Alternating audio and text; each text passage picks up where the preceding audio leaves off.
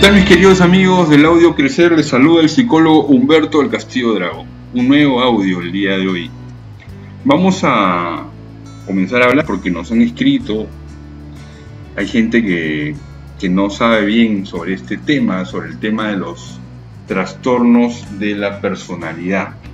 ¿Qué cosas son los trastornos de la personalidad? Y claro está, este tema es apasionante, es muy vasto, muy grande. Vamos a ver de irlos abordando poco a poco. Podemos hacer muchos audios sobre este tema.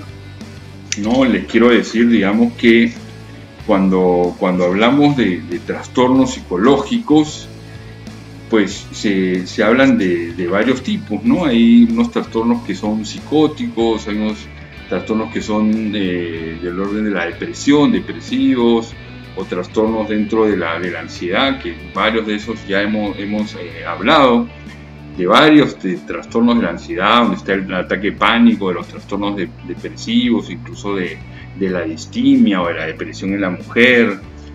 Tenemos varios audios de eso, ¿no? Pero entonces hay otro tema que es muy importante, que es este tema del trastorno de la personalidad, porque hay unas estadísticas que dicen que entre el 10 y el 30% de la población general padece un trastorno de la personalidad, ¿no? Del 30 al 50% de los enfermos psiquiátricos ambulatorios, un 15% ingresa por un diagnóstico de un trastorno de personalidad.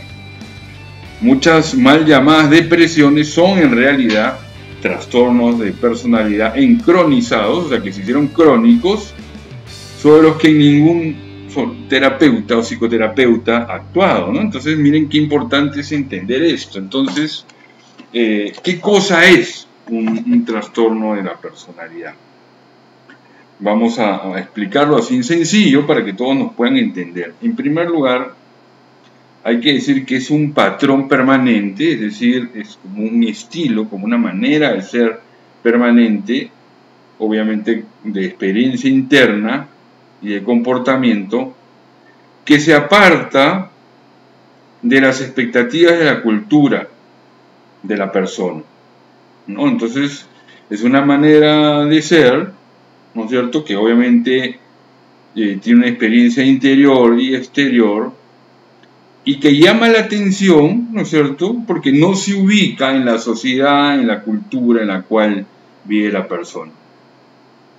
Entonces miren, este patrón, esta manera de ser, este esquema de vivir, podríamos decir, se manifiesta por un lado en maneras de pensar, lo que los psicólogos muchas veces llamamos cognición, es decir, las formas de percibir e interpretarse a uno mismo, a otras personas y a los acontecimientos, ¿no?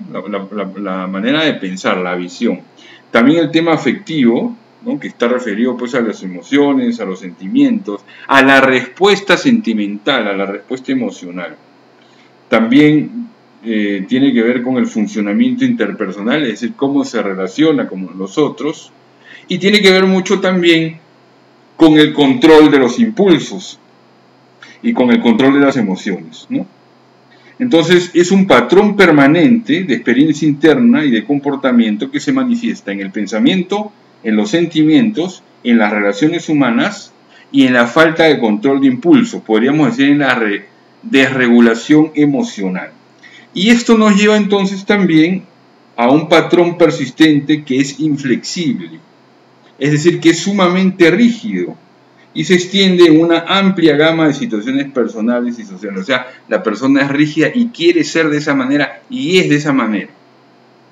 Por otro lado, hay que decir que el patrón persistente provoca un malestar clínico significativo, es decir, la persona no se siente bien.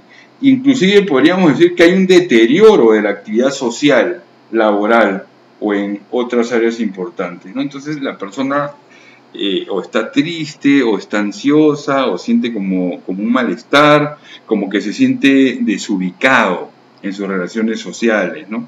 Por otro lado, hay que decir que este patrón, este esquema, es estable y de larga duración. O sea, no podemos hablar, digamos, de un mes o 2 meses, no, son meses y años. Y esto, un trastorno de la personalidad se genera normalmente en la adolescencia. o en la edad adulta temprana.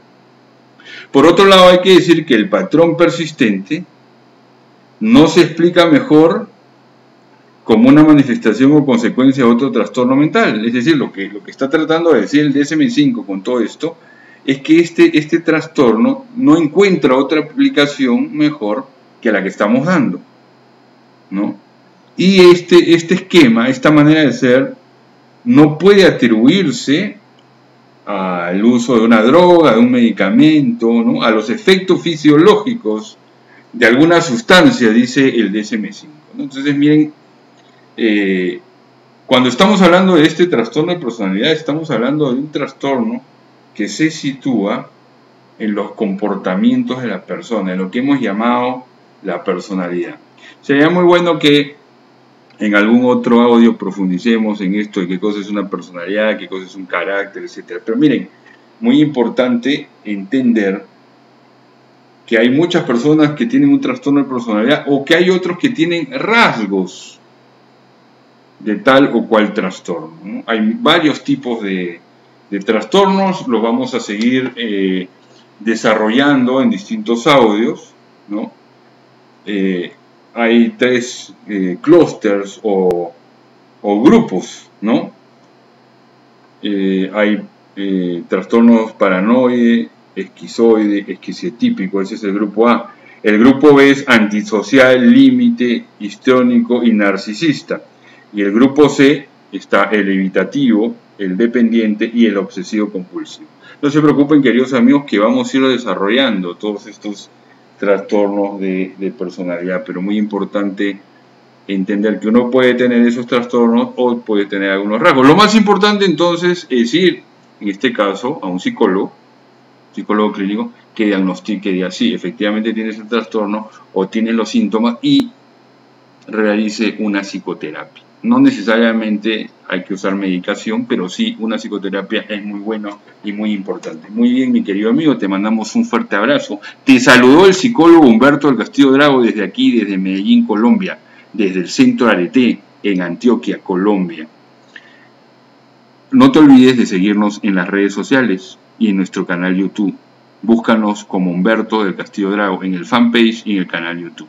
Un fuerte abrazo. Y concluimos recordándote que el ART es la reconciliación de las facultades del ser humano. Hasta la próxima.